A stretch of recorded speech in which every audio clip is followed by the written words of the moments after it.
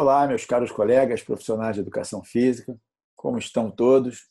Todos bem? Espero que sim. Estamos aqui, mais uma vez, oferecendo uma contribuição, uma contribuição do movimento DNA, que tem como propósito maior a valorização da nossa profissão e do nosso trabalho, a valorização do profissional de educação física e da sua atuação.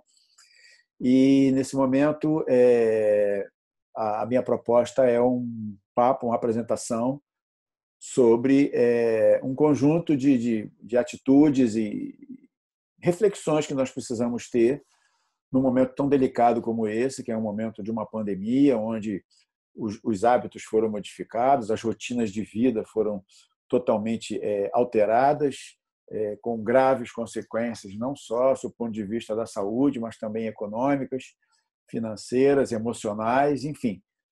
Mudou a nossa vida e, com relação a isso, nós temos aqui mais uma iniciativa muito interessante da ACAD, no sentido de prover a todos os profissionais que atuam no ambiente fitness e wellness um nível de capacitação que julgamos bastante interessante e necessário e que eu pretendo dar aqui a minha contribuição, ok? Então, daqui para frente, eu vou compartilhando a tela de um material que eu preparei para vocês e vocês vão ouvindo ao fundo a minha voz fazendo os meus comentários e as minhas observações, ok? Então, vamos lá, vou compartilhar a tela aqui. Bom, como eu dizia inicialmente, eu aqui represento o conjunto de profissionais, de educação física que compõem, eu sou um dos fundadores do movimento DNA.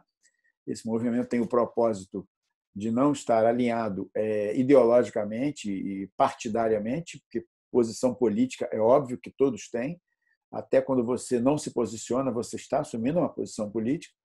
Então, o DNA politicamente procura ter como foco central a valorização profissional e empreender um conjunto de ações que contribuam com esse propósito.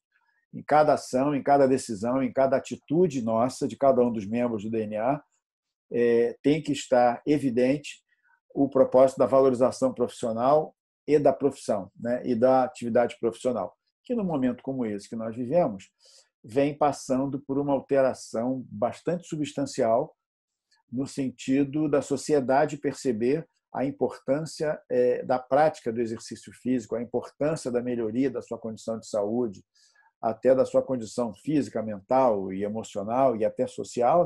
O social, nesse momento, passa por uma grande restrição, mas isso tudo vai se modificando e nós estamos aí já caminhando numa direção que ainda não se tem prazo definido, ainda não há um consenso no que diz respeito ao retorno das atividades, mas que sabe-se que em algum momento elas retornarão e é sobre isso que eu pretendo bater um papo com vocês, pretendo me colocar aqui algumas reflexões que vêm fazendo parte do meu dia a dia, ok? Então, essa é uma contribuição do movimento DNA, eu falo, como disse, em nome de todos os colegas, todos os meus pares que estão diretamente envolvidos nisso. Bom, e a minha proposta é exatamente abordar o nosso papel, o profissional de educação física, como gestor de percepções dos clientes. Por quê? Porque, na verdade, o que nós estamos falando é que passamos a ser percebidos de uma outra forma, não só os profissionais, mas como também o nosso trabalho, por essas pessoas que hoje estão distanciadas fisicamente, mas que são os clientes da prática regular dos exercícios, sobretudo no ambiente de academias, Embora não seja o único ambiente onde essa prática possa acontecer, nós vamos falar aqui especificamente do ambiente das academias. E aí eu estou usando como subtítulo, vamos colocar assim, o profissional de educação física como gestor das percepções dos clientes e o trabalho na pós-pandemia e a complexidade. O que é que eu chamo de complexidade? Na verdade, eu estou usando uma teoria que é a ciência da complexidade, também chamada teoria da complexidade, que ela tem origem, como eu vou falar daqui a pouquinho, em outras áreas, ela não tem nenhuma relação com a educação física, nenhuma relação com a área da saúde, e sim com os arranjos da natureza, os arranjos dos fenômenos que acontecem no universo. Ela tem uma inspiração muito forte lá na física quântica, e nós vamos passar, a minha proposta é tentar desmontar essa complexidade no sentido de fazer com que sejamos capazes de usá-la como ponto de reflexão. Então, a apresentação, essa minha fala, não é sobre a teoria da complexidade. Ela usa a teoria da complexidade e seus pressupostos para poder chegar no momento onde eu toco especificamente nas nossas atitudes e o que eu sugiro que nós possamos pensar em fazer. Então, a minha fala vai se dividir basicamente em 3 momentos, onde, no primeiro, eu falo do contexto em que vivemos e o que está acontecendo, qual é o contexto que vivemos hoje. Falo, em seguida, sobre o cenário, o que nesse contexto, como é que as coisas estão, como é que está o clima, como é que estão as coisas acontecendo. E, por último, eu falo das demandas, que são aquelas necessidades que nós precisamos atender. Precisamos ir ao encontro delas, né? E não ir de encontro a elas, o que significaria dizer confrontar e não atender aquilo que o nosso cliente espera. Ok? Bom, num primeiro momento, quando eu falo do contexto, eu coloco, né, você vê aí um slide que diz que há um mundo que está acabando e um mundo que está começando. Se vocês observam, né, que nós estamos exatamente aqui na interseção dessas linhas, um mundo que aqui acaba e um mundo que está sendo redesenhado. O que serviu de ponto de convergência desses 2 mundos, vamos dizer assim, é exatamente o momento da pandemia, onde, de uma hora para outra, o mundo vai. Na verdade, não é bem de uma hora para outra, mas vamos imaginar que o efeito agudo, de uma hora para outra, o mundo é acometido por uma pandemia e cria riscos, né, para a saúde das pessoas e para tudo que envolve os seres humanos. Observe como é que em tudo que eu vou colocar, os seres humanos estão como pano de fundo, estão como motivo principal, até porque o nosso trabalho é um trabalho com pessoas, nós não trabalhamos com coisas, trabalhamos com pessoas. Nós usamos coisas, usamos objetos, usamos equipamentos e recursos, mas o nosso foco maior está nas pessoas. Então, eu afirmo que pandemias criam riscos. E esses riscos, eles brotam de um tipo de incerteza, e eu dei um destaque na palavra incerteza, e contra a incerteza a gente não tem antídoto. Na verdade, não temos como prever algo que é incerto, não sabemos quando vai acontecer, porque senão não seria certo, não seria incerto, seria uma certeza. Essa incerteza ela está fora dos limites das nossas mentes podem conceber. Ou seja, tudo que é incerto significa dizer que não estava nos nossos planos. A gente consegue identificar que elas estão acontecendo, sabemos que elas existem, mas não sabemos como domá-la, não sabemos como resolvê-la num primeiro momento, exatamente pela sua imprevisibilidade. E uma forma de entender isso, e o mundo foi em busca, a ciência foi em busca disso, né? Já que todo o contexto da física newtoniana, do pensamento cartesiano, ele não conseguia dar conta de explicar algumas complexidades que a sociedade humana vinha passando. Então, para entender isso, é preciso entender os insights, né? Aquilo que nos dá de contribuição, o que se convencionou chamar de a ciência da complexidade. Essa ciência da complexidade, o que é isso? Isso é o nosso contexto. Que contexto estamos vivendo hoje? Realidades complexas, né? A ciência vem chamando a nossa sociedade, sociedades complexas, a sociedade do final do século XX e início do século XXI, sociedades complexas.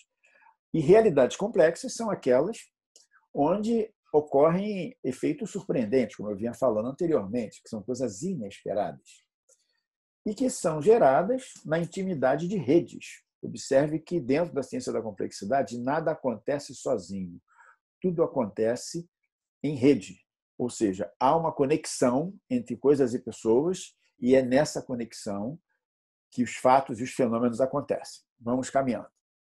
E esses efeitos surpreendentes são gerados na intimidade de redes, que podem ser redes de pessoas, redes de seres vivos, né? O nosso reino animal, redes de objetos inanimados, temos aí as próprias redes de computadores, países, economias. Observe como é que, por exemplo, a Europa deixa de ser um aglomerado de países para ser uma comunidade europeia. Então, adotando uma moeda comum, políticas comuns, e criando, inclusive, órgãos de controle de tudo que acontece no continente europeu e não mais com esse ou aquele país. Alguns poucos países não aderiram, enquanto outros fazem parte de uma grande rede, onde a economia de um importa para todos. Então, todos passam a se preocupar com aquilo que acontece com todos, levando, obviamente, à necessidade, né, do ser humano aprender alguma coisa que nem sempre praticava e nem sempre praticamos ainda, que é o princípio da solidariedade. Bom, para ver essa complexidade, é preciso que haja conexões, é óbvio. Senão seríamos um aglomerado de pessoas. Nós temos as nossas conexões.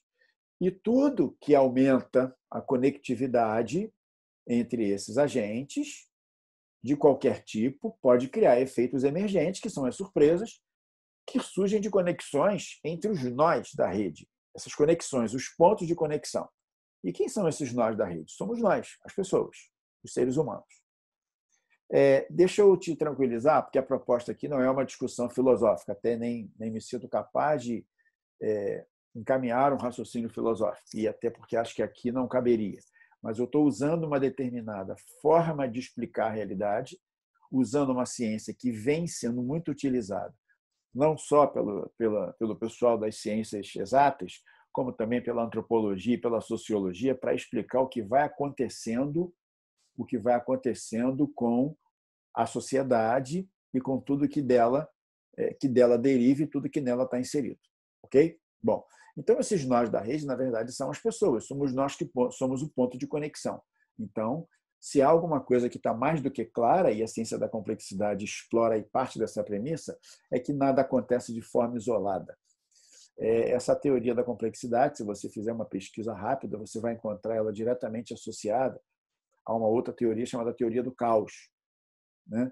Que fala da interconexão, de que as coisas não acontecem à ordem, né? Há uma certa ordem dentro de uma nova forma de movimento, e a relação entre causas e efeitos não acontece de uma forma linear. Um bom exemplo disso, um belíssimo filme, já tem um tempo, mas você consegue achar ele na internet, foi o filme chamado Efeito Borboleta, né? Onde fica evidente lá que a pessoa fica tentando ir e voltar no tempo, ela tenta mexer com as consequências, mas ela não percebe e vai percebendo ao longo do processo que quando ela mexe na consequência, ela também precisa mexer nas causas. E que quando ela mexe nas causas, ela interfere, obviamente, nas consequências. Mas vamos ver o que isso tem a ver conosco. Bom, essa ciência da complexidade, ela vai falando que essas conexões são, como eu disse, os nós da rede. E aí eu trago 3 exemplos aqui bastante interessantes. Temos o exemplo das colmeias, onde a gente não consegue explicar como funciona uma colmeia de abelhas, estudando as abelhas em separado. As colmeias é a forma de organização extremamente estruturada, extremamente hierarquizada, com funções definidas. Não se estuda uma colmeia estudando o comportamento individual das abelhas. Uma colmeia só se compreende no conjunto, então, na verdade, o que eu estou lhe dizendo é que não há nada de novo. Apenas o ser humano passa a ter um outro olhar sobre aquilo que ele não conseguia explicar analisando as coisas em separado. Da mesma forma, uma estrutura social bastante complexa, que é a estrutura dos formigueiros, não se estuda como funcionam, como se constroem formigueiros e como efetivamente acontece o dia a dia, a dinâmica dos grandes formigueiros, estudando as formigas em separado.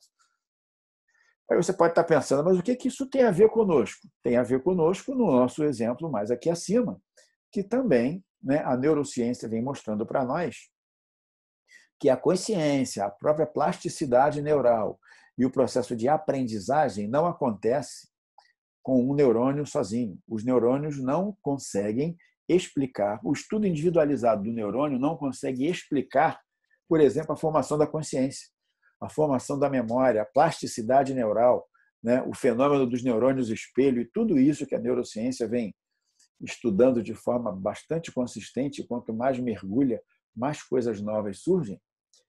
Não se consegue entender consciência, plasticidade, aprendizagem, memória. Não se consegue entender isso estudando neurônios em separado. Se estuda exatamente as possibilidades, as múltiplas possibilidades das conexões. E é nas conexões, o que eu falei no slide anterior, dos nós da rede, que a gente consegue entender o funcionamento e a fisiologia disso. Bom, seguindo em frente, eu faço uma afirmativa e eu peço assim, bastante atenção para que a gente não se perca em derivações aí do entendimento. Conexões produzem contágios.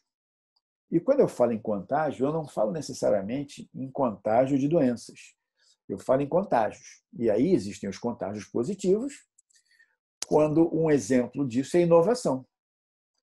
Essas conexões, elas fazem com que esses elementos, no nosso caso, né, o sistema nervoso, os neurônios, eles possam se conectar, elaborem construções de pensamentos, de ideias, e daí vem a criatividade, daí vem as inovações. Então, isso a gente pode chamar de um contágio. Contagiar é influenciar o outro.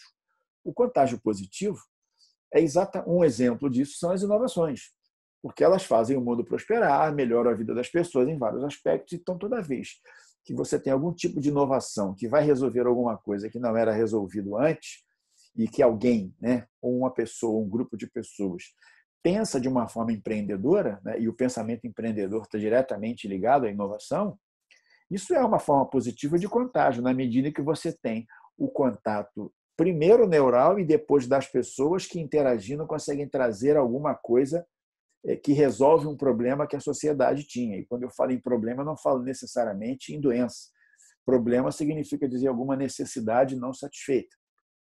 Ok?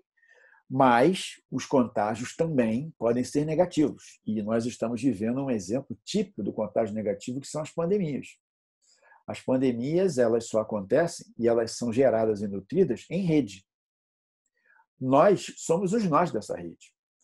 Daí as políticas de você deixar as pessoas em casa, deixar as pessoas isoladas, deixar as pessoas confinadas.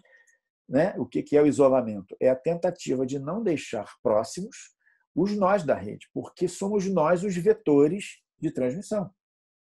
Olha que coisa interessante. Então, a palavra contágio, ela serve tanto do ponto de vista positivo, quando se fala da inovação, da integração de pessoas empreendendo, da integração neural, trazendo uma nova ideia ou a inovação, tendo uma sacada de alguma coisa que não era de conhecimento da humanidade, o simples olhar diferente para alguma coisa que todo mundo olhava até então de uma mesma forma, é o resultado de uma sucessão de conexões. E o contágio negativo, as pandemias, da mesma forma. Daí é o risco do contágio. Observe que quando eu falo na palavra contágio, ele vai lá na nossa mente, e quando eu falo em contágio, a gente fala sempre em coisa negativa, fala sempre em doença. Mas o contágio é o produto do contato, da interação. Então, eu estou desmistificando aqui de alguma forma essa palavra contágio, usando ela no sentido tanto positivo quanto negativo. Pois bem, e aí saímos, né, no slide anterior, onde eu vinha falando do contexto, agora vamos olhar o nosso cenário. O que o nosso cenário nos mostra? Bom, aí é um modelo, né, um modelo teórico de explicação de cenários, escrito por mim há alguns anos, que eu digo assim, todo e qualquer cenário, tudo que acontece, seja no mundo econômico, seja no mundo empresarial, no mundo de negócios, ou até no dia a dia das pessoas, eles são compostos por 3 dimensões. Né? São as pessoas, as coisas e as circunstâncias. As pessoas somos nós e as nossas peculiaridades, as nossas características, os nossos comportamentos. Ok? As coisas são as coisas que nós fazemos e os recursos que nós disponibilizamos. Então, pessoas, como nós, fazem coisas e usam coisas, ok? Para chegar a algum tipo de resultado. Mas não fazemos isso em qualquer lugar, não fazemos isso no vácuo, fazemos isso em determinadas circunstâncias. E essas circunstâncias, tanto elas podem ser condições do dia a dia, seja do clima dentro das organizações, seja do clima que acontece entre um grupo pequeno, um clima de relacionamento entre 2 pessoas dentro de uma organização, dentro de uma empresa, seja uma situação de país, essas são as circunstâncias, ou seja, pessoas fazem coisas em determinadas circunstâncias. E aí, nessa figura, eu faço a primeira afirmativa, assim, que ela é bastante contundente, eu gostaria que você refletisse, porque mais adiante nós vamos entender o que isso vai fazer, o que isso precisa fazer para que a nossa atitude e a nossa postura, no retorno da pandemia, na abordagem do nosso cliente, precisa ser providenciada por nós. Bom, se de um lado as pessoas, né, fazendo e usando as coisas da mesma forma, o que aconteceu de uma hora para outra, neste momento, no planeta, é uma mudança nas circunstâncias. Mudaram-se as condições onde o dia a dia acontece. De uma hora para outra, quanto mais próximo, mais perigoso. De uma hora para outra, quanto mais contato, maior o risco de contágio.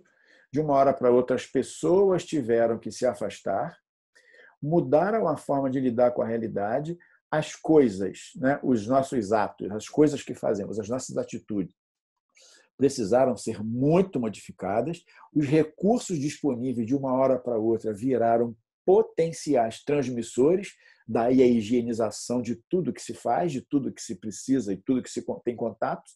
Então, as pessoas se higienizando, as coisas sendo higienizadas e as nossas práticas, os nossos atos também tendo que ter uma abordagem higiênica que nunca teve, ou que era bem mais raro, apenas por uma mudança nas circunstâncias. Então, observe que nessa tríade, pessoas, coisas e circunstâncias, o fato de mudar as circunstâncias nos leva a fazer coisas diferentes, usar de forma diferente as coisas que usamos, objetos, recursos, materiais, equipamentos, enfim, e nos transforma em pessoas absolutamente diferentes. Se nós passássemos há 6 meses atrás por uma pessoa de máscara na rua, no nosso país, é muito provável que ela, durante muito tempo, ficasse sendo olhada por muita gente como alguém pensando por que será que ela está usando uma máscara. Hoje, nós passamos a nos espantar exatamente o contrário, quando você vê uma pessoa sem máscara. Então, passar a usar máscara passou a ser o nosso padrão de normalidade no momento, porque o cenário mudou. Vivemos em um contexto onde o cenário se modificou. E se o cenário se modificou, os seres humanos mudam as suas formas de agir e até a forma como usam os recursos. Isso está longe de ser simples, está longe de ser fácil, daí, né, as crises até existenciais que muita gente vem experimentando no confinamento e até no dia a dia nas cidades. Pois bem, de verdade, o que está acontecendo é que nós não estamos conseguindo identificar os contornos dessa realidade que está começando. Se você pedir para uma pessoa explicar o que está acontecendo, ela vai ter um trabalho imenso de explicar para nós. Ela vai falar dos sintomas, ela não vai conseguir explicar o que está acontecendo. Porque de uma hora para outra, tudo aquilo que nós tínhamos como convicção virou pó. O modelo mental, né? E aí eu vou rapidamente dizer para você o que eu chamo de modelo mental. É a forma como nós conseguimos olhar e explicar a realidade.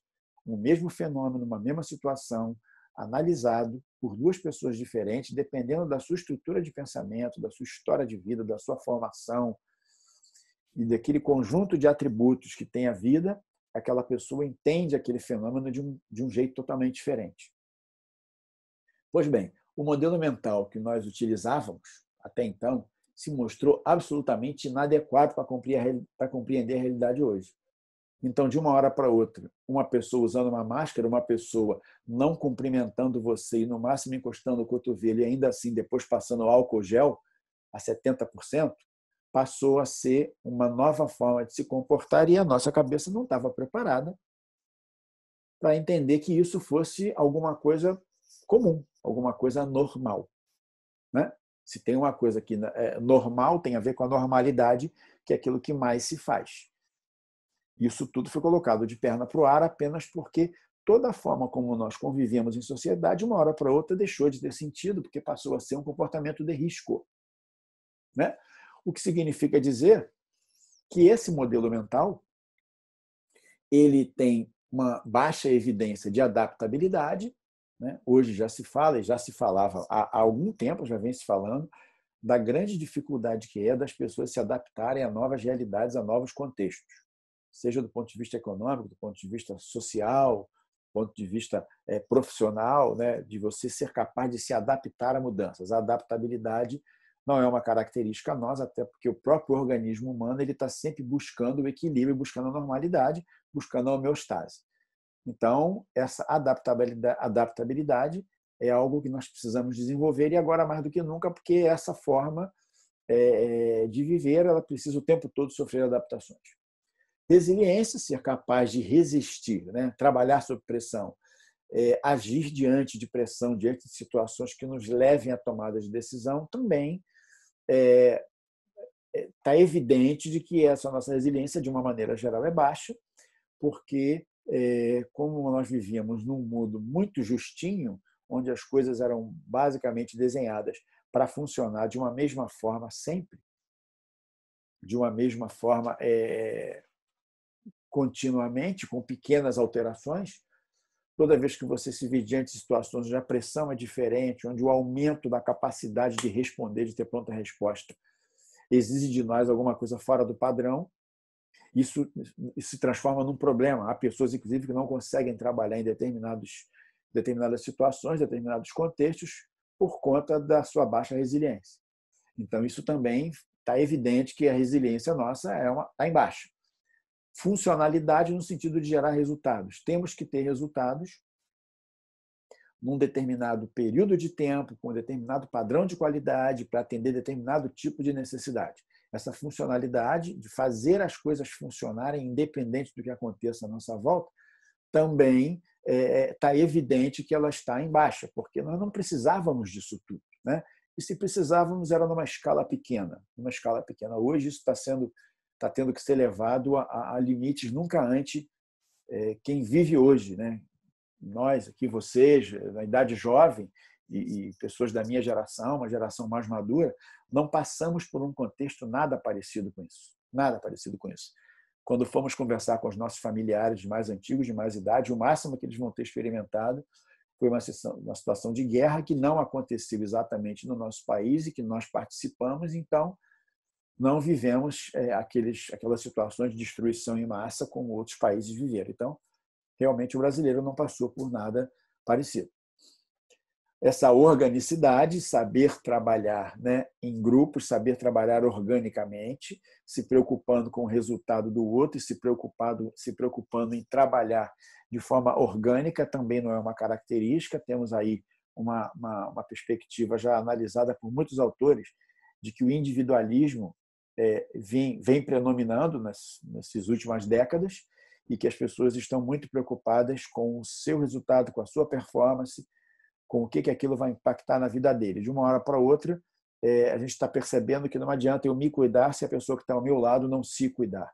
Então, quando você usa uma máscara, você não cuida só de você, você cuida de você e cuida do outro. Se você usa e ele não usa, se você não usa e ele usa, ambos estão se comprometendo e tem aí vários níveis de informação que circulam pela internet hoje mostrando isso, usando o exemplo aí da máscara. E a evidência grande de que nós trabalhávamos sem folga para nos refazer. Como queremos uma sociedade muito just in time, resposta em tempo real, eu coloquei a palavra folga entre aspas, a gente não tem uma flexibilidade muito grande para se reconstruir. Ou seja, muitas vezes, diante de situações de crise, muitas pessoas, uma crise de desemprego, a pessoa perdeu o emprego. Se ela não é uma pessoa que tem o desenvolvimento de múltiplas habilidades, múltiplas competências, às vezes, e aí ela não tem essa folga para se refazer, ela não consegue emergir e partir para uma outra perspectiva e se repensar fazendo uma outra coisa ou mudando de profissão ou fazendo uma outra coisa na mesma profissão. Essa falta dessa folga para se refazer é exatamente o que nos leva a resistir demais a tudo que nos tira do eixo, a tudo que nos tira da zona de conforto. E aí, obviamente, fica muito difícil explicar essa realidade hoje, que se tem uma coisa que ela nos exige o tempo todo é um repensar e um refazer-se. Tanto que tem sido muito comum, virou expressão comum, a palavra reinventar-se. O que é se reinventar? Você só se reinventa se você tiver uma folga para fazer isso. Se você trabalhava muito justo, muito quadradinho, muito dentro da caixa, vai ser muito difícil. Então, daí também uma expressão bastante comum, já bem popularizada, que é o pensar fora da caixa. Pensar fora da caixa é exatamente trabalhar de forma criativa, inovadora, utilizando contágios positivos para poder pensar em outras perspectivas. Ok? Bom, e aí eu trago aqui uma expressão, uma colocação que não é minha, de uma pessoa que eu acompanho já há algum tempo, já tive a oportunidade de fazer algumas coisas em conjunto, do Clemente Nóbrega, que é um autor brasileiro. Ele é um físico nuclear que saiu da física nuclear e foi para a área de marketing. Hoje ele tem uma carreira solo, ele tem uma empresa. Depois, se você colocar o nome dele no Google e procurar, você vai chegar numa empresa chamada Inovatrix, que é uma empresa dele de consultoria, e ele é um cara que ele é a própria demonstração prática disso. O cara sai da física nuclear e vai para a área de marketing. Ele foi diretor de marketing do Grupo Amil durante um tempo, ajudou a Amil a decolar quando vinha mal das pernas, enfim, hoje ele é um cara que usa esse modelo mental de físico, né, da ciência exata, mas usa de forma extremamente inovadora, empreendedora e disruptiva, vamos dizer assim, para poder entender o mundo das organizações. E hoje o trabalho dele é todo de consultoria na área de organizações. E ele recentemente escreveu esse material aí, escreveu isso, tem um artigo dele, eu fiz esse recorte. E ele diz assim, o DNA, quando ele falou DNA, o DNA da célula, não é otimizado. Ele diz assim, ó, se tivesse sido projetado por um especialista, e ele coloca um especialista entre aspas, seria uma estrutura hipereficiente, com erro zero, mas nada aconteceria, porque não haveria evolução, pois para haver evolução é preciso que haja variação. O que ele está dizendo? Ele está falando da folga. Né? O nosso sistema, né, o organismo humano é um sistema cheio de folgas. Ele tem uma precisão, ele tem uma capacidade, tem um propósito, vamos dizer assim, de nos manter vivos, procurar sempre o equilíbrio, mas ele trabalha com folgas. Ele tem várias situações que se percebe que você faz, até em procedimento cirúrgico, você utiliza bypass, você utiliza estratégias dentro do próprio organismo. Por quê? Porque ele vem de fábrica com muitas coisas de sobra, vamos colocar assim. Mas não é a sobra no sentido de resíduo desnecessário. São possibilidades de se refazer. E aí um exemplo muito simples disso, o pessoal aí que está na área da fisiologia, obviamente eu não vou me aprofundar porque essa não é a minha especialidade, mas observe o que acontece com a circulação colateral do coração na medida que a pessoa vai avançando na idade e vai mantendo um estilo de vida minimamente saudável.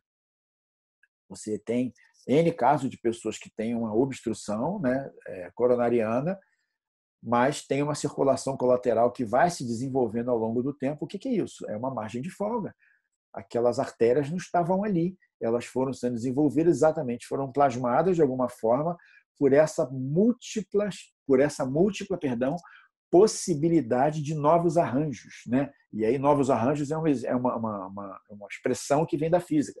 São novos arranjos prováveis e que se transformam em arranjos possíveis para poder perseguir, manter o propósito, que é manter aquele órgão ali funcionando, manter a irrigação sanguínea.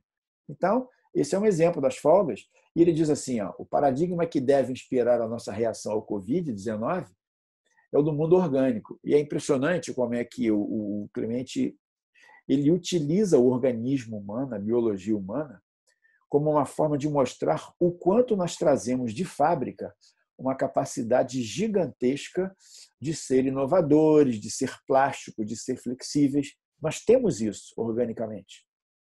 Mas, por escolhas que são sociais e culturais, e até na nossa formação, acabamos nos tornando pessoas muito dentro de caixas, inibindo essa capacidade. E aí, quando surge uma situação de crise como essa, e como tantas outras que ainda vão surgir ao longo de nossas vidas, nós nos declaramos sendo pegos, né, de calças na mão, ou seja, sem saber muito o que fazer. Olha o que ele diz. Nosso treinamento, nossa preparação precisa ser baseada, e essa expressão ela justifica um pouco do que eu estou fazendo aqui nesse momento.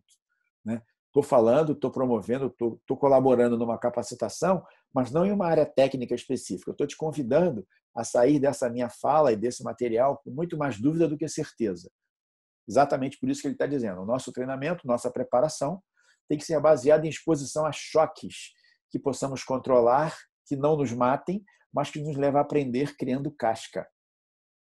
Na medida que eu faço com que você reflita, você entre em conflito e pare para repensar e pare para reorganizar a sua cabeça, eu estou gerando uma ardência neural, vamos dizer assim, estou gerando uma fricção, estou gerando um atrito. Isso, de alguma forma, gera um desconforto, mas faz você sair para novas perspectivas. Ele diz assim, ó, o nosso currículo serão nossas cicatrizes e não aquilo que a gente simplesmente fez e deu certo. Né? Esse acréscimo do final é meu. Então, criar casca significa dizer ganhar musculatura para lidar com realidades complexas.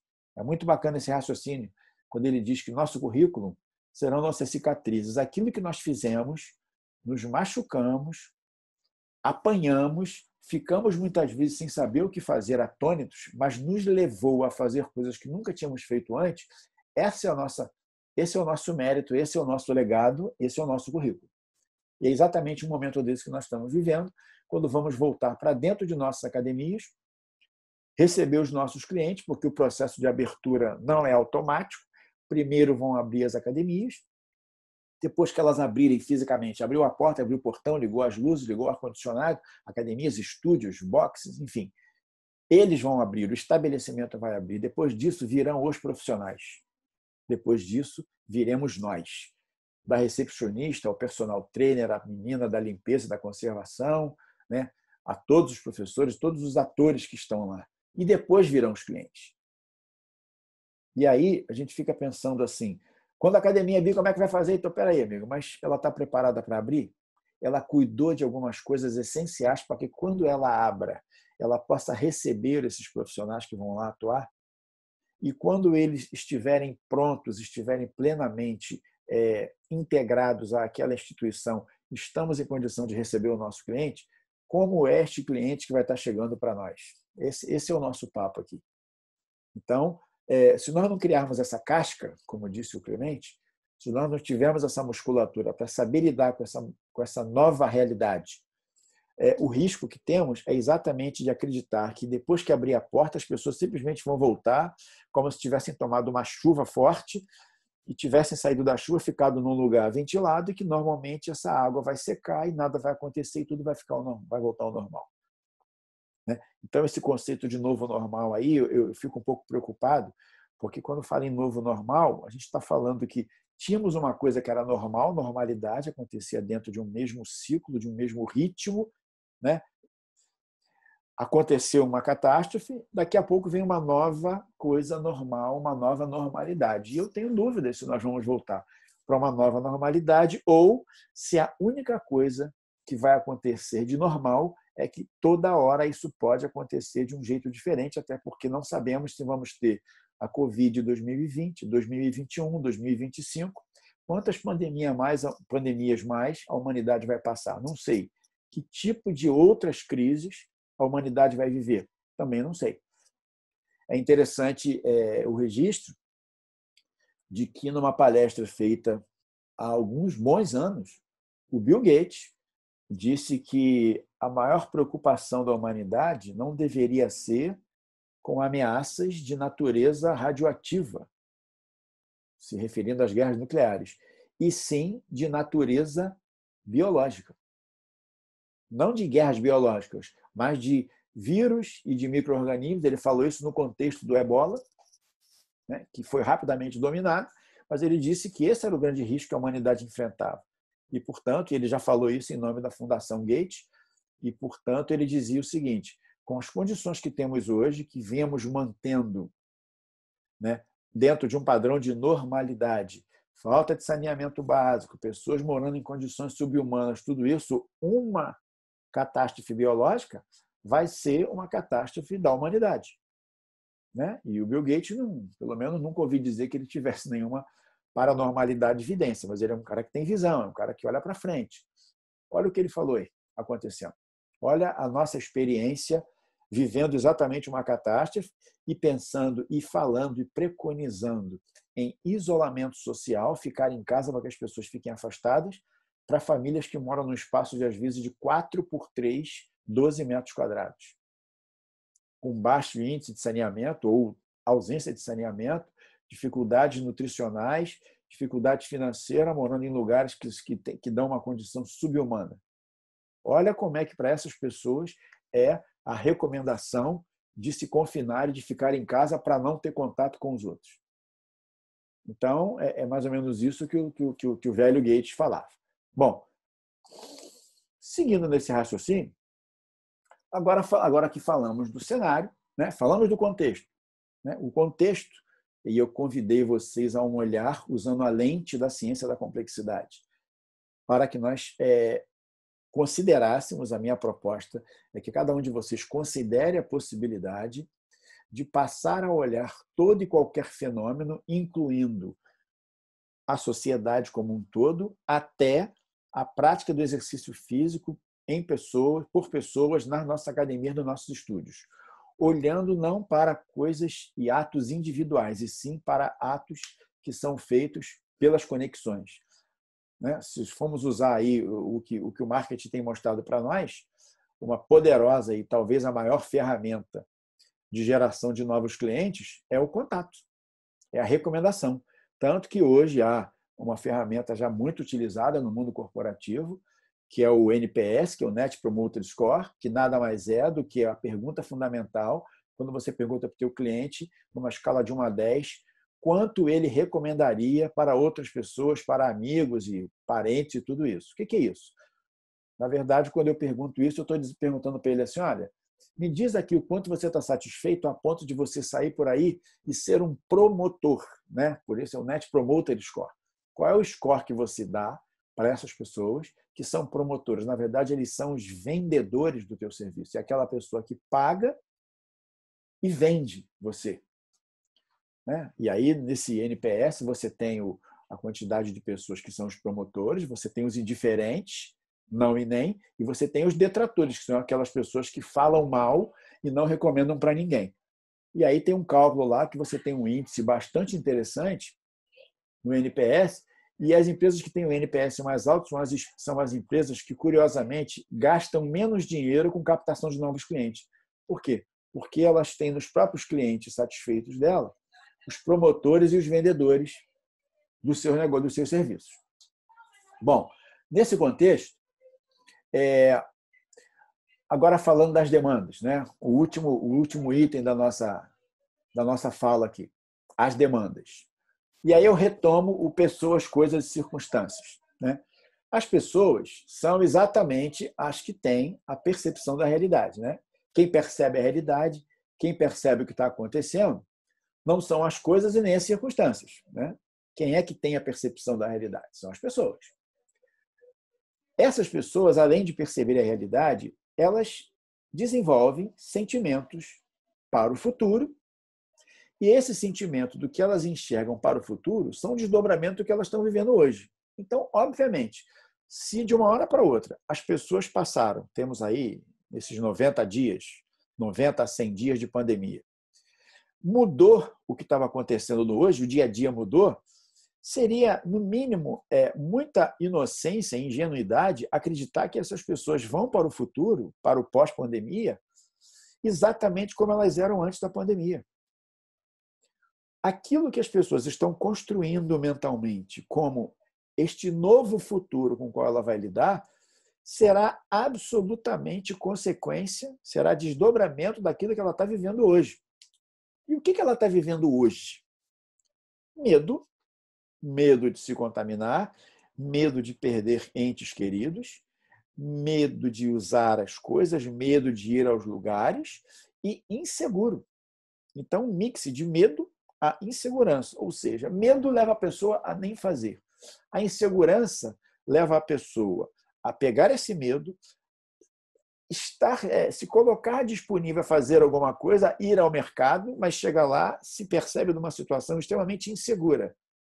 Então, você hoje observa na rua pessoas que estão andando dentro do seu carro, do seu automóvel, sozinhas, dirigindo com o vidro fechado, mas estão de máscara. Por quê? Por que elas estão de máscara, dirigindo o próprio automóvel, com o vidro fechado? Por que elas estão com a máscara? É o medo e a insegurança. Então, você vê que tem gente usando máscara, e é para ser usada em determinadas situações, e não 24 horas por dia, dormindo, nada disso, mas é um mix de medo e insegurança. O medo me leva a fugir, a fuga. A insegurança me leva a precisar de coisas, de informações ao meu redor, que me deixe minimamente seguro para que eu coloque o medo de lado e resolva dar o próximo passo.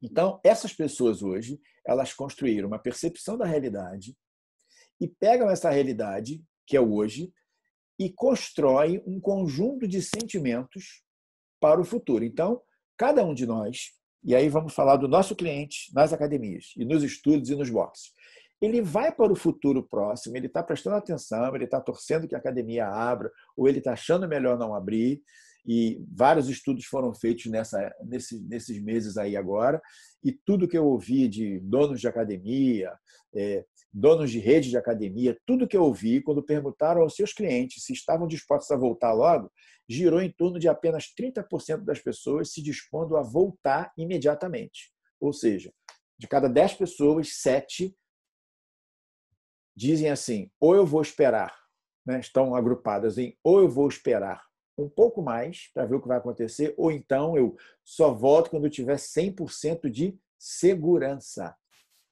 Mas a percepção de segurança é uma percepção subjetiva, porque lá nessa nova realidade, ele vai olhar em volta, vai ver o que foi feito e vai ver se aquilo o deixa ou não seguro. Isso vai depender, inclusive, do nível de informação que ele tem sobre o que é ou não é seguro. Olha que coisa complicada. Essa é a demanda, esse é o mundo que nós vamos encontrar na reabertura das nossas academias e estúdios. Bom, se essas pessoas percebem a realidade de uma determinada forma, constroem uma percepção da realidade e vão levar esses sentimentos para o futuro, como o desdobramento que estão percebendo hoje, e a gente observa que elas estão hoje imbuídas tomadas por medo e insegurança, não todas, mas uma grande parte, há pessoas que estão fazendo festas, fazendo churrasco, como se nada estivesse acontecendo. Essas pessoas acham que ou não vai acontecer com elas, ou acreditam que nada disso está acontecendo, ou então elas estão pagando para ver. Mas não é dessas pessoas que a gente está falando, estou falando da grande maioria das pessoas que pararam de ir às academias quando as academias fecharam, e mesmo algumas que tentaram abrir e depois retornaram, não receberam esses clientes na quantidade que esperavam. Então, as pessoas com medo e insegurança. Bom, e se as pessoas estão com medo e insegurança, eu diria para vocês, né, já finalizando essa minha fala, que a gente pode agrupar essas demandas em 3 grandes dimensões. E isso que eu estou colocando aqui é o resultado de muita conversa, de algumas pesquisas informais, de algumas empresas, né, academias, estúdios que são minhas clientes em trabalho de consultoria, na área de treinamento, na área da gestão. Algumas pessoas, né, fizeram com seus clientes, e eu tenho ouvido gestores, ouvido clientes de academias, ouvido profissionais que trabalham em academias, e tenho percebido, principalmente com os clientes, porque nessa hora a gente precisa ouvir a pessoa que mais nos interessa que volte à normalidade, que é o nosso cliente, porque isso vai impactar diretamente nas finanças, né? É o que vai retomar a economia, que vai fazer com que as finanças das nossas empresas busquem, né, e sigam no caminho da normalidade, para recuperar o equilíbrio financeiro que está totalmente de pernas para o ar. Essas demandas, né, o que a sociedade hoje precisa, eu agrupei em 3 grandes dimensões, em 3 grandes famílias. Tá? A primeira dimensão é a dimensão ambiente. Né? O que o cliente está esperando em relação ao ambiente? O que esse ambiente precisa inspirar? Em preto aqui, o que isso precisa inspirar? O que o ambiente precisa inspirar nos clientes? Cuidado saudável. Ele precisa perceber que lá tem pessoas, os gestores, os profissionais, o pessoal da limpeza, a recepcionista, a pessoa do estacionamento, as pessoas envolvidas no negócio, de que elas estão tendo um cuidado saudável. Isso é o que ele espera. Né? Eu, inclusive, usei essa expressão cuidado saudável, trazendo aqui textualmente de uma pessoa, na verdade era um casal de pessoas adultos jovens, que treinava junto e que usou essa expressão, eu gostei bastante dessa expressão. Eu espero chegar lá e encontrar um cuidado saudável. O que ele vai buscar observar, como é que ele vai tangibilizar o cuidado saudável? Na asepsia do local. Ele quer saber, ele vai precisar ver que o lugar está asséptico, que está limpo, que está sendo limpo com regularidade, que tem o álcool gel, que tem o tapete, que tem a água fluindo, que tem o bebedouro, que está sendo limpo, que está sendo higienizado. Ele precisa sentir que aquilo é asséptico, porque ele trouxe de casa um excesso de recomendações com relação à asepsia, porque a falta da asepsia adequada, que não é a asepsia comum, a falta da asepsia quase que hospitalar, nas nossas casas e nos nossos ambientes, é que era um potencial fator de contaminação. Ele não vai querer voltar para um lugar onde ele cuida da saúde dele, que é a academia, o estúdio, o clube, o boxe, seja lá onde for, encontrando um ambiente que não seja séptico. Então, a asepsia é algo que precisa ficar evidente para o nosso cliente. Da mesma forma que ele precisa perceber que há proteção. E aí, proteção, eu estou falando dos equipamentos de proteção individual. Não vai dar para ele chegar na academia dizendo assim que agora as coisas melhorando, ele trazendo a máscara dele, ele chegar na recepção, não tem ninguém usando máscara, ele chega no estacionamento, a menina da limpeza, a pessoa está trabalhando descalça. Não vai rolar. Ele precisa sentir que lá há uma preocupação com a proteção. de que as pessoas estão se protegendo, porque neste momento se proteger é proteger o outro. E ele também precisa olhar o layout e perceber que o layout não compromete o cuidado saudável. Então, já tem muita gente revendo os layouts das academias, estúdios, né, box, academias cujo layout mal permitia que as pessoas circulassem livremente. Obviamente, esse layout não é inspirador, ele não é a materialização de um cuidado saudável. Então, quando se fala em layout, é importante considerar a possibilidade de que, nesse momento, menos é mais. E mais pode ser menos. Ok? Na segunda dimensão, na dimensão das relações, observe que aqui agora é ambiente, eu falei de práticas das pessoas e de ambiente.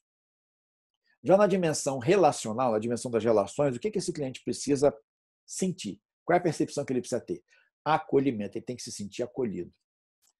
E como é que é acolher uma pessoa que está há muito tempo em casa, saindo o mínimo possível, sem poder se divertir, sem um cinema, sem um teatro, sem sair para dar uma caminhada na rua, na praia, na avenida onde mora, enfim, sem ter contato com as pessoas que gostam, sem ter contato muitas vezes com as pessoas da própria família?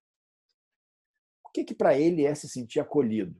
É chegar lá e encontrar pessoas gentis, gentileza, ser recebido com gentileza, ao mesmo tempo, e a gentileza é o bom dia, boa tarde, boa noite, como vai você, quanto tempo, que bom, vamos retomar e tal, enfim, a pessoa tem que se sentir cuidada, né?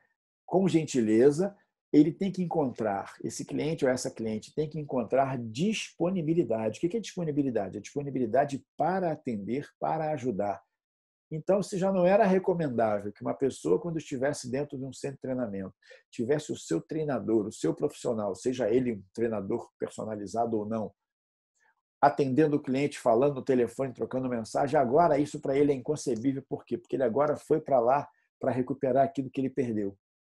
Então, ele precisa se sentir acolhido. E se sentir acolhido passa por ser recebido por gente gentil, por gente disponível para atender e por gente que dá atenção. Porque vai ser um momento onde o cliente vai querer conversar, retomar os seus relacionamentos. Retomar, aí eu já vou falar do item abaixo, retomar a sua interação, uma coisa para a qual as academias e estúdios são vocacionadas, promover interação, promover relacionamento. Então, ele vai querer falar, vai ter muita história para contar, vai querer ouvir muito de cada um de nós, dos profissionais. Então, nesse momento, ele precisa perceber que ele está sendo objeto da nossa atenção e que essa atenção vai ser materializada por gerar uma interação. Então, se vai ou não vai ter abraço, se vai tocar os cotovelos, se vai apertar a mão, se estarão de luvas ou não, isso está lá na asepsia, na proteção. Mas este cliente não quer ser tratado como mais um, porque ele passou, se ele treina regularmente, já treinava, ele passou 90, 100 dias treinando diante de uma tela de TV. E é importante observar, ainda hoje, se você for assistir várias aulas, eu tenho assistido várias aulas de vários colegas fazendo atividades, né, na modalidade online, a preocupação de falar o nome, de corrigir o movimento, de incentivar, de brincar. Tem colegas que estão até se fantasiando para fazer uma aula temática. Isso gera disponibilidade, chama e capta a atenção e gera interação. Não há nenhuma razão para isso deixar de acontecer depois que eles retornarem.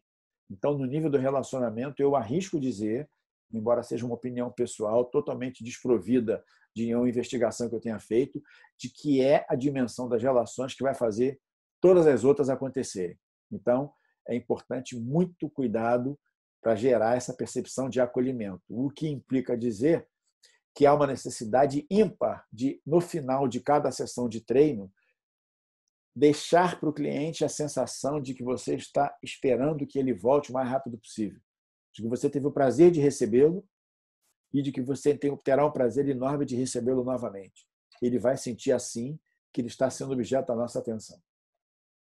E a terceira e última dimensão, que é a entrega objetiva, né? Existem autores, Kotler e Armstrong, que falam de entrega objetiva e entrega operacional.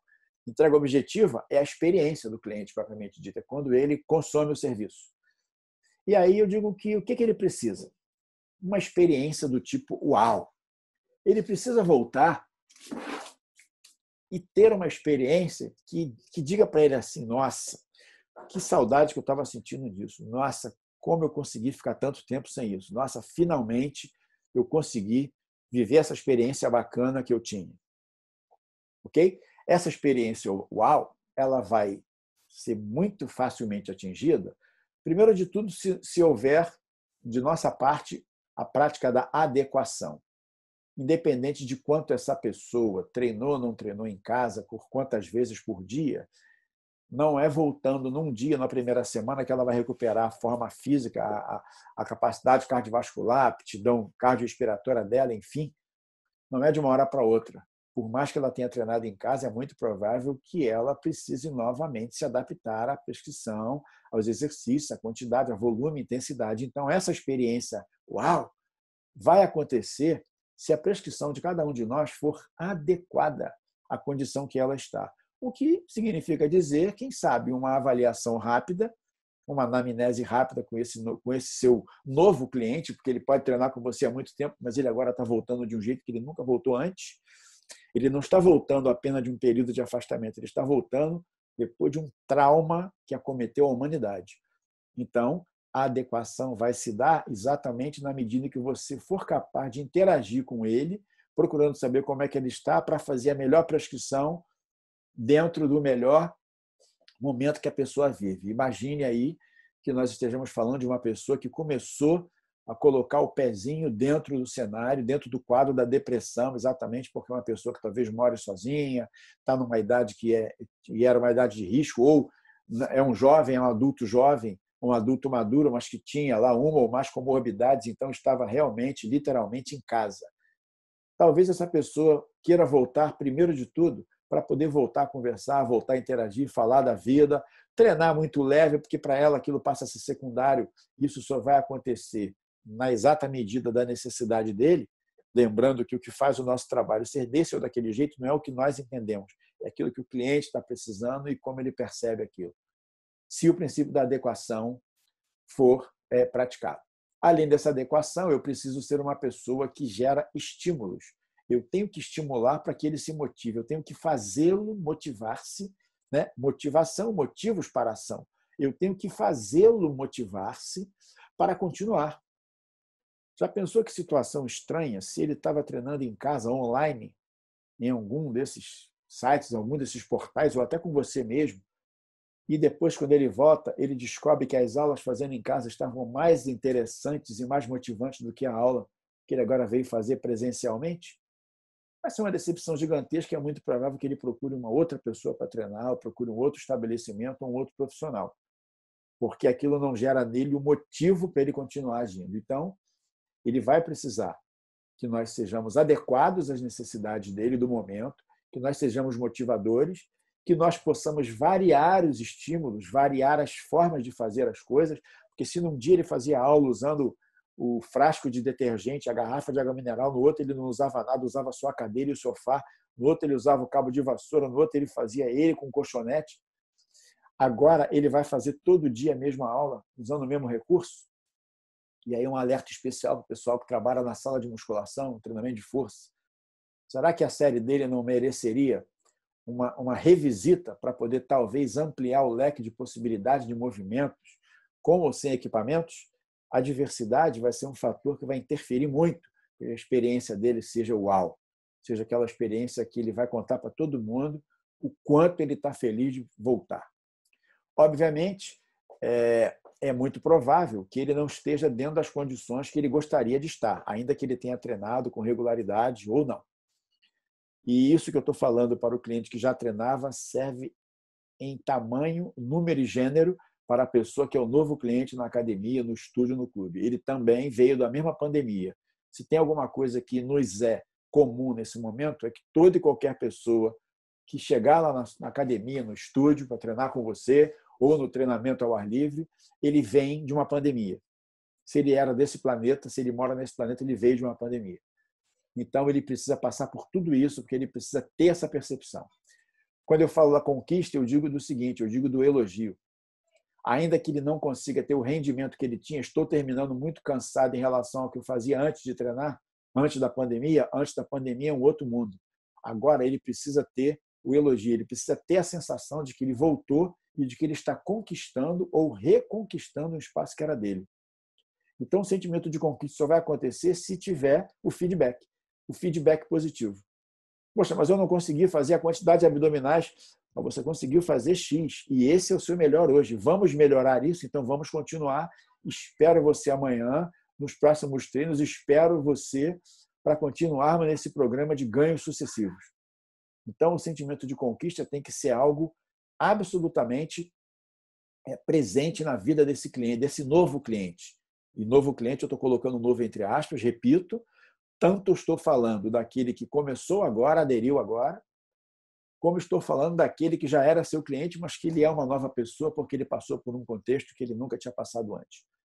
E, por último, no sentido da continuidade. É preciso que ele perceba que ele está em processo. Talvez seja o momento de pensar se as academias, e eu estou falando principalmente para os nossos gestores, os nossos treinadores personalizados, para os donos de academias, estúdios, centro de treinamento físico, enfim, de que talvez seja importante considerar a possibilidade, não é objeto da nossa fala aqui, mas só fica como dica, de que ao invés de vender 12 mensalidades, você tenha planos contínuos de melhoria da condição de vida. O que significa dizer estamos diante da possibilidade de sair dessa dimensão do trocar mensalidade por sessões de treino. Se eu treino 3 vezes por semana, são 12 sessões por mês. Eu troco uma mensalidade de X por 12 sessões por mês. Não é isso. Talvez essas pessoas possam comprar planos, como as pessoas compram, por exemplo, nos seus planos de saúde, nos planos de viagem. Vamos lembrar que quando você paga uma passagem que você leva 10 horas para ir, 10 horas para voltar, você leva 20 horas viajando, passa o número X de dias lá e fica 12 meses pagando. Então, observe que o tempo de consumo, o tempo de uso, o tempo de benefício, o tempo de experiência UAU não é necessariamente o tempo de pagamento. Então, estamos aí diante da possibilidade de dar ao nosso cliente a sensação de continuidade. Não é vender planos, mas planos que se traduzem em 12 mensalidades apenas para facilitar o cartão de crédito, para garantir receita. Não é isso. É ele começar a entender que, a partir de agora, diante de tudo isso, porque há uma realidade, eu vou abrir aí um parêntese e fecho rapidamente, há uma realidade incontestável. As pessoas, hoje, já entenderam o quanto a prática de exercícios físicos é fundamental para uma condição de saúde, para encarar uma situação como essa que nós estamos vivendo agora. Mas isso ainda não chegou ao ponto de elas reconhecerem que a importância da prática do exercício está vinculada à importância do trabalho do profissional de educação física. E esse é exatamente o nosso propósito, de mostrar que a prática de um exercício bem orientado só é possível na presença de nós, com o nosso acompanhamento, com a nossa orientação. Para isso, ele precisa sentir em nós, e não no exercício, a grande fonte de conhecimento e de prazer. Ele tem que entender que é por nosso intermédio que ele chega na experiência UAU. Quem é que vai dar para ele o sentido de continuidade? De espero você, vamos fazer um plano D, vamos fazer um programa de X semanas para atingir tal meta. Quem é que vai definir isso? Somos nós. Os exercícios por si só não providenciam isso. Tudo isso que eu falei nessas 3 dimensões é o momento, traduzem assim, eu acho que estamos no momento de criar valor para o nosso negócio. E eu não falei preço, eu falei valor. E criar valor para o nosso negócio,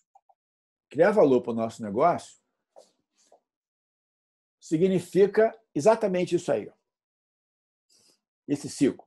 Começando aqui, começando nas percepções. Tá? Se eu crio mais valor, eu crio mais percepções positivas. Se eu gero mais percepções positivas, esses clientes comunicam para outros clientes e isso traz mais clientes. Se traz mais clientes, eu tenho mais gente falando bem do nosso negócio e isso traz mais valor para o nosso negócio, para o nosso trabalho. As pessoas passam a valorizar mais o nosso trabalho.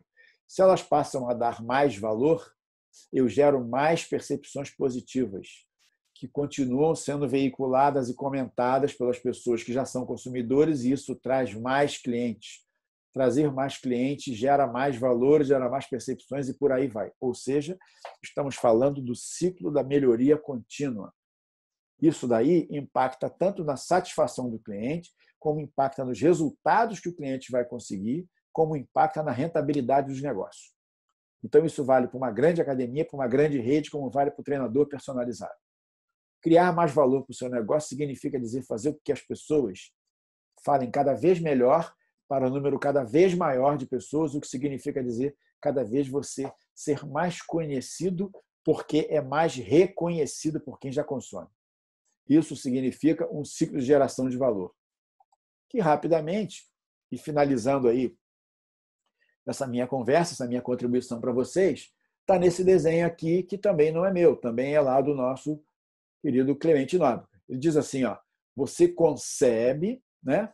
É quando você tem o design, idealizou, percebeu, opa, concebi o serviço. Projeto, faço o projeto, faço o design do meu serviço. Começo a produzir. No nosso caso, isso daí serve tanto para bem como para serviço, né? No nosso caso, serviço. Começa a produzir. Desenho, monto a aula, é o que fiz aqui. Concebi uma necessidade, recebi um convite, fiz o projeto, desenhei, fiz o croquis do que tinha para falar para vocês, do que seria adequado falar, me preparei naquilo que eu ainda não conseguia ter argumento suficiente, fui lá estudar a ciência da complexidade para poder trazer esse raciocínio e o conceito, produzi, e aí a venda. A venda e entrega. Essa entrega, eu preciso dar suporte. Olha o que ele diz embaixo. Cliente, experiência do usuário. Ó, isso tudo aqui é o fluxo da entrega. Mas ele fala aqui, ó, cliente, experiência do usuário. A experiência do usuário é quando acontece a entrega. Da venda para cá é o usuário. Olha o que ele afirma embaixo. Quanto mais ágil, e no sentido de fluido, sem atrito, sem problemas, sem reclamações, for o fluxo de informações, materiais e atividades entre os elos dessa cadeia, mais valor será gerado para o usuário. E aí eu vou pedir a você, né, para refletir um pouco, depois da entrega, qual é o suporte? Como é que no serviço a gente dá o suporte? O que é esse dar o suporte? No caso da compra de um bem material, né, um computador, um notebook, um telefone celular, um smartphone, o que é o suporte? Quando você tem um sistema de garantia, que você volta lá, a pessoa troca o aparelho ou faz o reparo sem precisar, sem você precisar pagar por isso, né? Isso, no caso do automóvel, tem lá a garantia, tem a revisão, enfim. Mas o serviço é um bem, né? Logo é intangível. O que é o suporte? Quando é que esse suporte acontece na entrega do serviço? É quando ele vai embora para casa. É quando esse cliente dá as costas e vai embora. Ele sai de lá com a sensação de que é ali que ele vai encontrar suporte para todas as demandas dele, para todas as necessidades e desejos dele em relação ao exercício físico, melhoria da condição de vida, da saúde, e que ele sabe que pode voltar, sabe que pode nos procurar, sabe que vai ter, dentro do nosso propósito de trabalho, sempre alguma coisa absolutamente inovadora, positiva e que vai contribuir com aquilo que ele foi lá buscar, que é a melhoria da sua vida. Porque uma pessoa não procura uma academia para fazer outra coisa a não ser para melhorar a sua vida. Melhorar a sua vida desde do ponto de vista biológico, né? Massa corporal, massa magra, redução de gordura, massa muscular, hipertrofia, até bem-estar, qualidade de vida, saúde. Em síntese, eu posso afirmar que todo cliente vai em busca de performance. Quando nós escutamos falar em performance, pensa-se muito em performance do atleta, alto rendimento. Todo mundo quer uma performance. O que vai definir, o que vai diferenciar um do outro é performance em quê? Em qual dimensão? Alguns querem performance na dimensão emagrecimento, estética.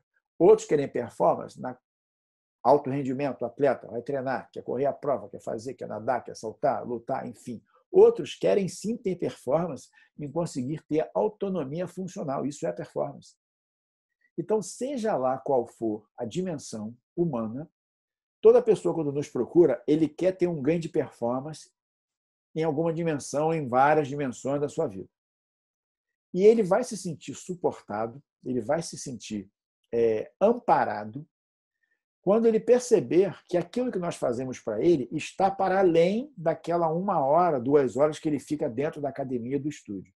Ele sabe que pode contar conosco. Da mesma forma que uma pessoa, vou fazer aí uma associação, quando compra um plano de saúde, ela sabe que ela não precisa ficar doente todo dia para justificar o uso do plano, mas ela sabe que quando precisar, ela vai encontrar perto de casa, num local que é referência, que ela conhece e confia, o suporte para que ela melhore ou recupere a saúde dela. É essa sensação de se sentir suportado, se sentir amparado, que nós precisamos trabalhar, e eu arrisco dizer que nem sempre trabalhávamos isso nas nossas academias, nos nossos estúdios, porque não entendíamos que isso era necessário, mas agora nós estamos falando de uma pessoa que se sentiu literalmente sem suporte. As pessoas, nós, nos sentimos literalmente com o tapete puxado diante de uma situação onde sequer poderíamos colocar o nariz para fora de casa porque havia o risco do contágio negativo. E aí passamos a nos proteger de todas as formas, muitas vezes até exagerando, para que pudéssemos garantir a vida. Essas pessoas, quando voltarem para a academia, querem continuar garantindo a vida e mais, querem continuar garantindo uma vida cada vez melhor. Ok? É isso. Agradeço imensamente a atenção de vocês. Se quiserem algum contato, né, alguma interação, alguma orientação, enfim, algum tipo de serviço que eu possa prestar, é isso que eu tinha para dizer. Está aí meu e-mail, edivaldo.farias@gmail.com. Ok? Um fraterno abraço para vocês e espero que tenham gostado. Ok? Um abraço grande. Sigam na capacitação, investindo na capacitação. Essa é uma área que eu tenho atuado bastante e pretendo atuar cada vez mais, porque eu não acredito em nenhuma organização, em nenhuma empresa, se ela não investir em capacitação, não investir em treinamento. E coloco dúvidas em trajetórias profissionais, em carreiras profissionais, se essas pessoas, se os donos das carreiras não investem na própria capacitação. Então, de verdade, é o único patrimônio que, no dia que você tiver que deixar um lugar que você trabalha, perder o emprego, alguma coisa do gênero, se a empresa não for sua, é o único patrimônio que, de verdade, você vai poder levar. O resto tudo vai ficar na gaveta. É o talento e a capacidade profissional. Então, eu acredito muito que sem capacitação, sem treinamento, sem desenvolvimento, a gente não vai conseguir chegar a muitos lugares. Ok? Então, essa foi a minha contribuição, a contribuição do DNA. Espero que, de alguma forma, tenha gerado algum tipo de reflexão para você pensar depois sobre isso. E todas as outras capacitações que virão daqui para frente vão contribuir muito para formar esse caleidoscópio de conhecimento, de informações que você vai receber. E espero que isso seja útil para você. Ok? Um fraterno abraço para todos e fiquem bem.